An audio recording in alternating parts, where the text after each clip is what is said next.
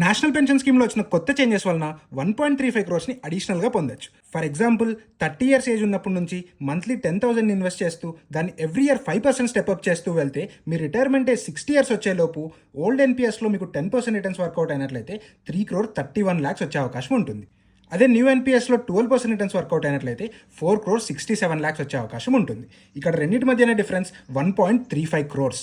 Old ఎన్పిఎస్లో 10% returns ఎందుకు తీసుకున్నామంటే ఓల్డ్ ఎన్పిఎస్లో మాక్సిమం 75%ని మాత్రమే ఈక్విటీలో ఇన్వెస్ట్ చేయగలం. రిమైనింగ్ 25%ని corporate bonds, government securities, alternate assets వీటి మూడిట్లో సెలెక్ట్ చేసుకొని ఇన్వెస్ట్ చేసుకోవాల్సి ఉంటుంది. కానీ ఇప్పుడు వచ్చిన కొత్త చేంజెస్ ప్రకారం 100%ని ఈక్విటీలో అయితే ఇన్వెస్ట్ చేసుకోవచ్చు అని చెప్తున్నారు. సో 100%ని ఈక్విటీలో ఇన్వెస్ట్ చేస్తూ 12% రిటర్న్స్ వర్కౌట్ అయినట్లయితే 4,67 lakhs వచ్చే అవకాశం అయితే ఉంటుంది. ఇక్కడ ఈక్విటీలో అలొకేషన్ పెరిగినట్లయితే మీ యొక్క రిస్క్ కూడా పెరుగుతుంది. ఈ రిటర్న్స్ అన్నవి స్టాక్ మార్కెట్ పైన డిపెండ్ అయ్యి ఉంటాయి.